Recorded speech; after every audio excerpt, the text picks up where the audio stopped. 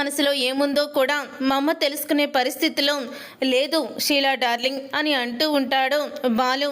తర్వాత పని మనిషి దిష్టి అయితే తీస్తూ ఉంటే అప్పుడే సత్యం అయితే, అమ్మ నువ్వు కూడా మా కుటుంబమే కదా, నువ్వు లేనిదే మేమెవ్వరం కూడా లేము, కాబట్టి నీకు కూడా దిష్టి తగులుతుంది, నువ్వు కూడా మాతో పాటు మా పక్కనే నుంచోవాలి అని సత్యం అయితే సుశీలను కూడా దిష్టి తీసేటప్పుడు తన దగ్గరే నుంచోబెట్టుకుంటాడు.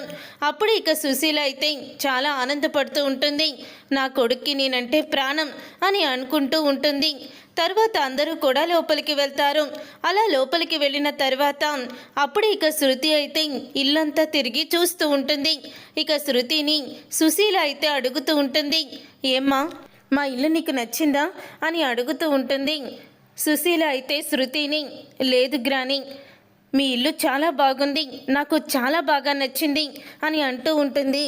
శృతి అయితే అప్పుడే ఇంకా మా పల్లెటూరు అయితే ఇంకా బాగుంటుందమ్మా అని అంటూ ఉంటుంది సుశీల. తర్వాత ఇక అందరూ కూడా లోపలికి వెళ్తారు. వెళ్ళిన తర్వాత రోహిణిని అడుగుతూ ఉంటుంది. ప్రభావతి అయితే మీ మావయ్య ఎక్కడి వరకు వచ్చారో ఫోన్ చెయ్యమ్మా అని అంటూ ఉంటే, చేస్తానత్తయ్య అని అంటూ ఉంటుంది రోహిణి. అప్పుడే ఇక సత్యం అయితే, అమ్మా నేను అలా ఊళ్ళోకి వెళ్ళి మా ఫ్రెండ్స్ని కలిసి వస్తాను అని అంటూ ఉంటాడు సత్యం. అప్పుడే ఇక ప్రభావతి, ఎక్కడికి వెళ్తారు మీరు? రోహిణి వాళ్ళ మావయ్య మలేషియా నుంచి వస్తున్నాడు, మీరు గుమ్మంలో లేకపోతే ఎలాగా, మీరు ఎక్కడికి వెళ్ళడానికి వీల్లేదు అని ప్రభావతి అయితే అంటూ ఉంటుంది. అప్పుడే ఇక ఆయన ఎప్పుడొస్తాడో తెలియదు కదా ప్రభా, నేను వెంటనే ఒక అరగంటలో మా ఫ్రెండ్స్ అందరితో మాట్లాడి వచ్చేస్తాను అని అంటూ ఉంటాడు సత్యం. పక్కనే ఉన్న సుశీల అయితే, వెళ్ళనివ్వే, వాడెప్పుడో వస్తాడు, తన స్నేహితుల్ని కలుస్తానంటే పంపించవేంటి, ఎప్పుడు నీతోనేగా ఇంట్లో పడి ఉంటున్నాడు, ఇప్పుడన్నా వాడిని స్వేచ్ఛగా వదిలేసేయి అని సుశీల అంటూ ఉంటుంది. అప్పుడే ప్రభావతి అయితే, అదేంటత్తయ్య, రోహిణి వాళ్ళ మేనమా వస్తూ ఉంటే ఈయన బయటికి వెళ్తే ఏం బాగుంటుంది చెప్పండి, ఇంట్లో పలకరించే వాళ్ళు ఉండాలా వద్దా అని అంటూ ఉంటుంది ప్రభావతి. అప్పుడే సత్యమైతే, అమ్మ రోహిణి మీ మావయ్యకి కాల్ చేసావా, ఎక్కడి దాకా వచ్చారు అని అడుగుతూ ఉంటే, చేస్తాను మావయ్య అంటూ ఇక వెంటనే కాల్ చేస్తుంది రోహిణి. అయితే ఎక్కడి దాకా వచ్చావు నువ్వు అని అతన్ని అడుగుతూ ఉంటుంది. ఇప్పుడే క్యాబ్ ఎక్కాను, ఇంకో గంటన్నరైనా పడుతుంది అని అంటూ ఉంటాడు. అప్పుడే ఇక రోహిణి అయితే, మావయ్య మా మావయ్య బయలుదేరిపోయారు అని అంటూ ఉంటుంది రోహిణి. విన్నారు కదా, వాళ్ళ మావయ్య బయలుదేరిపోయారు, మీరు ఎక్కడికి కూడా వెళ్ళాల్సిన అవసరం లేదు అని అంటూ ఉంటుంది ప్రభావతి. ఇంతలో బాలు వచ్చి, నేను మా ఫ్రెండ్స్ని కలవడానికి వెళ్తున్నాను అని అంటూ ఉంటాడు. అమ్మయ్య నువ్వు బయటికి వెళ్తున్నావా, వెళ్ళయ్యా వెళ్ళు, లేకపోతే ఇప్పుడు ఆ మలేషియా మావయ్య వస్తే నోటుకొచ్చినట్లు మాట్లాడతావు అని అంటూ ఉంటుంది ప్రభావతి. ఆ మలేషియా మావయ్య గొడవేంటో కానీ ఈవిడ హడావుడి చూడలేకపోతున్నాం అంటూ బాలు అయితే బయటికి వెళ్తాడు. వెళ్ళిన తర్వాత అప్పుడే ప్రభావతి రోహిణిని అడుగుతూ ఉంటుంది, అమ్మ రోహిణి మీ మావయ్య ఏం తాగుతారు, కాఫీ, టీ, కూల్ డ్రింక్, జ్యూసులు ఇలాంటివి ఏమన్నా తాగుతారా అని అడుగుతూ ఉంటే, కాఫీ టీలు తాగుతారంటే దాంట్లో ఏముంది, అయినా వాడికి ఏమి తాగుతాడో నాకేం తెలుసు అని తిట్టుకుంటూ అన్నీ తాగేస్తారు అని అంటూ ఉంటుంది రోహిణి. అప్పుడే ఇక, అవును అడగడం మర్చిపోయాను, ఆయన నాన్ వెజ్ తింటారా లేకపోతే వెజిటేరియనా అని అంటూ ఉంటే అప్పుడే ఇక అతను మటన్ కొట్టడం అంతా కూడా గుర్తు చేసుకున్న రోహిణి, నాన్ వెజ్ బాగానే తింటారు అత్తయ్య అని అంటూ ఉంటుంది. అప్పుడే ఇక ప్రభావతి అయితే, అవునా సరేనమ్మా, మీ మావయ్యకి అంతా కూడా వంట రెడీ చేయమని చెప్పి మీనాకి చెప్తాను అని వెంటనే మీనా దగ్గరికి వెళ్తుంది ప్రభావతి. ఇక మీనా దగ్గరికి వెళ్ళి ప్రభావతి అయితే, ముందు అందరికీ కూడా కాఫీలు తీసుకురా, తర్వాత వంట ఏం చెయ్యాలో లిస్ట్ ఇస్తాను వెళ్ళు అని గదివినట్టు చెప్తుంది. అప్పుడే ఇక అది విని సుశీల అయితే, ఏంట్రా సత్యం, అలాగా మీనాని అలా ఆడిపోసుకుంటుంది ప్రభావతి, ఇంకా ప్రభావతిలో మార్పు రాలేదా అని అంటూ ఉంటుంది సుశీల. లేదమ్మా, పాపం మీనా అన్ని పనులు చేస్తుంది, పూల కొట్టు పెట్టుకున్నా కూడా తనకి ఏమాత్రం పని తగ్గలేదు, తను పని చేసుకుంటూ పూల కొట్టుని చూసుకుంటూ ఇంటి పని చేసుకుంటూ చాలా అలసిపోతుంది, కానీ ఎప్పుడు కూడా ప్రభావతికి అడ్డు చెప్పదు అని అంటూ ఉంటాడు సత్యం. అప్పుడే ఇక సుశీల అయితే, మీనాని ఇన్ని హింసలు పెడతావా, ఇక్కడి నుంచి వెళ్ళేసరికి నీకు నేను చుక్కలు చూపిస్తాను చూడు, నీ సంగతి తేల్చేస్తాను అని సుశీల ప్రభావతి గురించి మనసులో అనుకుంటూ ఉంటుంది. ఇంతలో శృతి అయితే మన రూమ్లో అటాచ్డ్ బాత్రూమ్ లేదా అని అడుగుతూ ఉంటుంది రవిని. లేదు, బయటే ఉన్నాయి బాత్రూమ్స్ అని అంటూ ఉంటాడు. రవి అయితే రవి ఇక్కడ సిగ్నల్ కూడా ఉండడం లేదు రవి, చూడు అసలు సిగ్నలే రావడం లేదు, నాకు ఫోన్ సిగ్నల్ పనిచేయకపోతే మాత్రం నిద్ర పట్టదు అని అంటూ ఉంటుంది. శృతి అయితే శృతి జస్ట్ 3 days మాత్రమే, ఎలాగో అడ్జస్ట్ అవ్వు, ఇగో అక్కడ ఆ మూలన నీకు సిగ్నల్ ఫుల్గా వస్తుంది, నువ్వు ఫోన్ మాట్లాడాలన్నా వర్క్ చేసుకోవాలన్నా అక్కడికి వెళ్ళి ఉంటే చక్కగా సిగ్నల్ వస్తుంది అని అంటూ ఉంటే ఏంటి ఆ ఇంటి వెనకాల అని అంటూ ఉంటే అవును శృతి మీకు భయం అయితే నేను కూడా తోడుగా వస్తాను అని అంటూ ఉంటే సరే రవి, ప్రస్తుతానికైతే నాకు ఇప్పుడు ఈ ఫోన్తో పని లేదు, నేను అలాగా వెళ్ళి సిగ్నల్ చూసుకుంటూ ఉంటానులే అని ఫోన్ పట్టుకొని తిరుగుతూ ఉంటుంది శృతి. ఇంతలో అందరికీ కూడా కాఫీ అంటే కాఫీ, టీ తీసుకొని వస్తూ ఉంటుంది మీనా. ఇక అందరికీ కూడా ఇస్తుంది.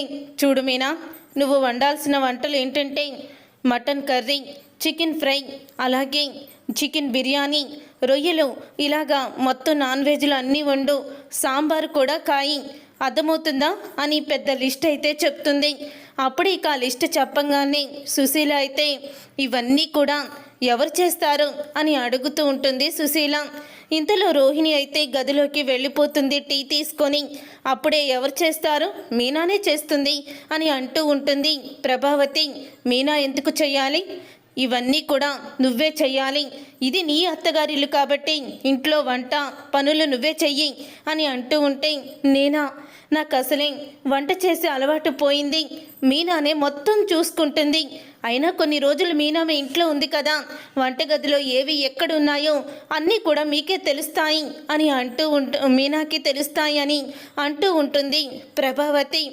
అప్పుడే ఇక సుశీల అయితే అవన్నీ ఏవి ఎక్కడున్నాయో నేనన్నీ సిద్ధం చేస్తాను, కానీ నువ్వు నీ కోడళ్ళిద్దరిని కూడా తీసుకురా, అందరూ కలిసే ఇప్పుడు వంట చేస్తాము అని అంటూ ఉంటుంది సుశీల. ఇక హాల్లో మొత్తం కూడా చాప పరిచేసి కూరగాయలు మొత్తం కూడా చాప నిండా పెడుతుంది సుశీల అయితే.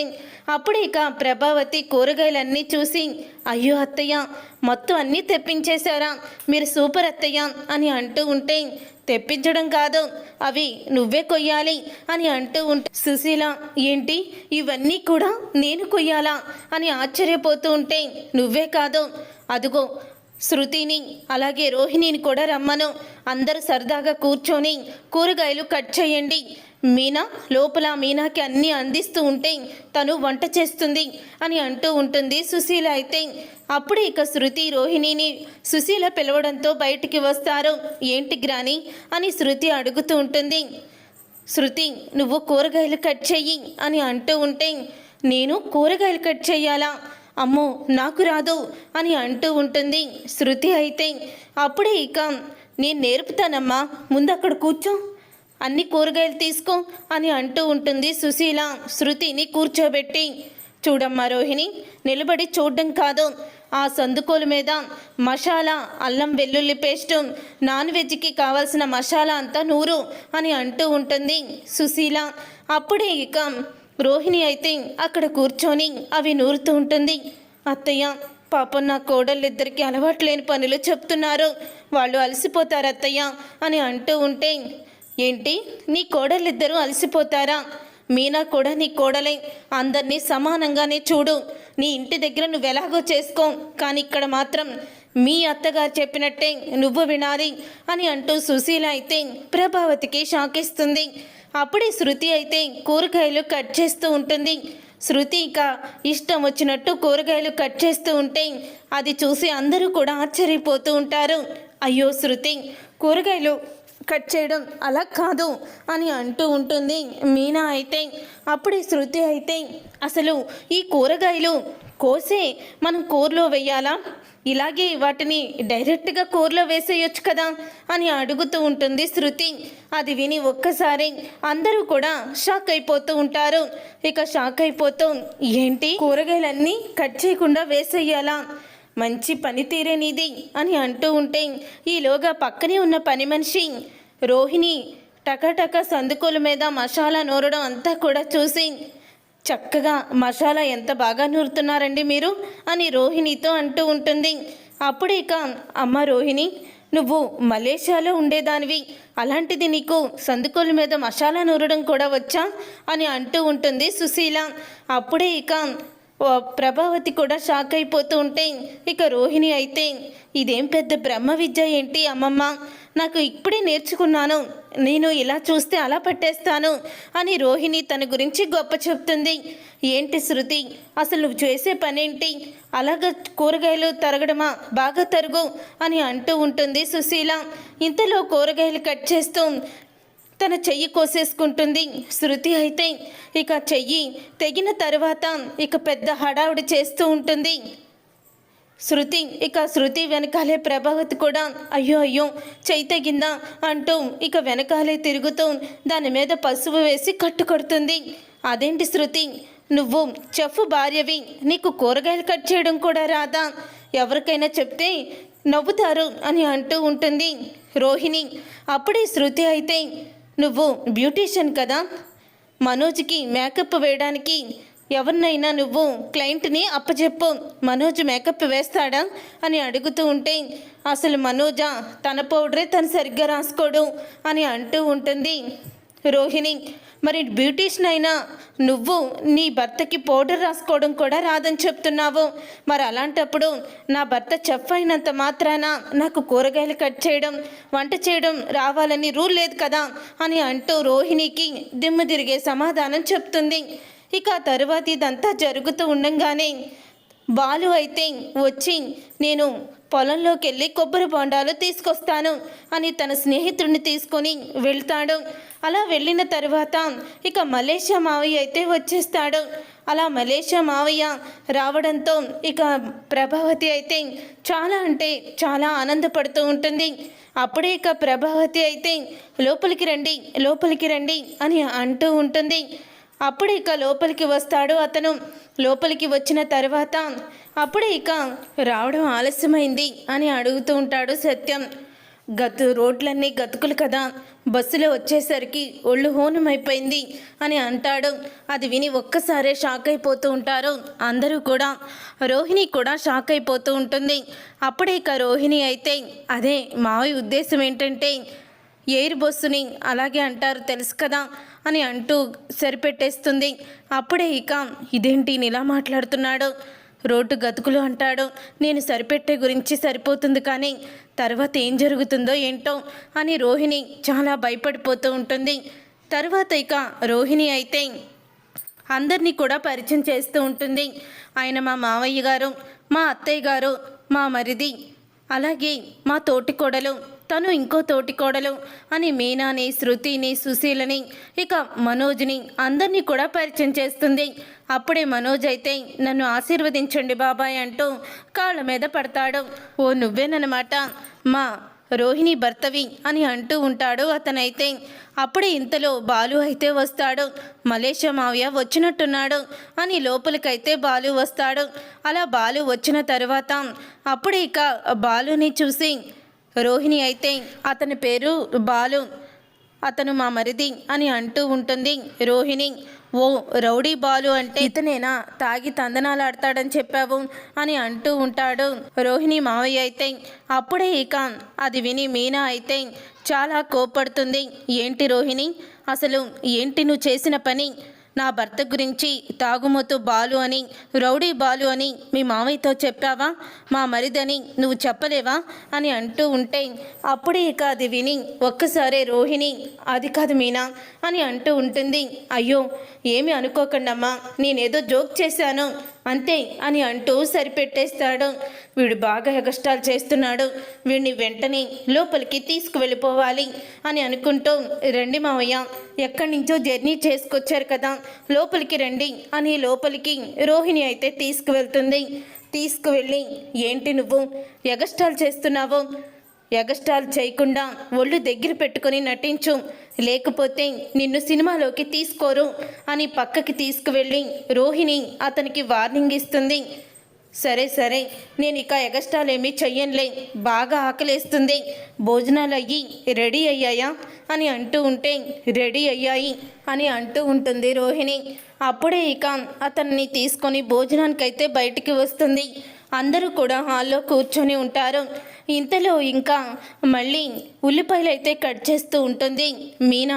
అలా కట్ చేసేటప్పుడు ఇక మీనా అయితే అంటూ ఉంటుంది, ఈ ఉల్లిపాయలు కట్ చేయడం అంటే వామ్మో నా వల్ల కాదు అని అనుకుంటూ ఉంటుంది మీనా.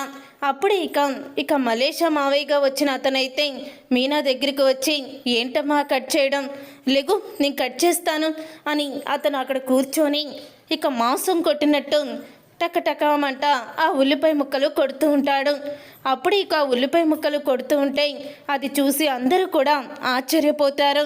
ఇక బాలు అయితే, ఏంటి ఏదో మటన్ కొట్లో మన ఇంటి దగ్గర అతను ఉన్నాడు కదా, మాణిక్యము మస్తానో ఎవరో ఉన్నారు కదా నాన్న, అతను కొట్టినట్టు మటన్ కొడుతున్నాడేంటి, మటన్ కొట్టినట్టు ఉల్లిపాయలు కొడుతున్నాడే అని అంటూ ఉంటే, ఏంటి నాకన్నా బాగా మటన్ కొట్టేవాళ్ళు ఉన్నారా, లేదు లేదు, మటన్ కొట్టడంలో నాకన్నా సీనియారిటీ ఎవరికీ లేదు అని అంటూ నోరు జారేస్తాడు. అది విని ఒక్కసారి అందరూ కూడా షాక్ అయిపోతూ ఉంటే రోహిణి కూడా స్టన్ అయిపోతుంది.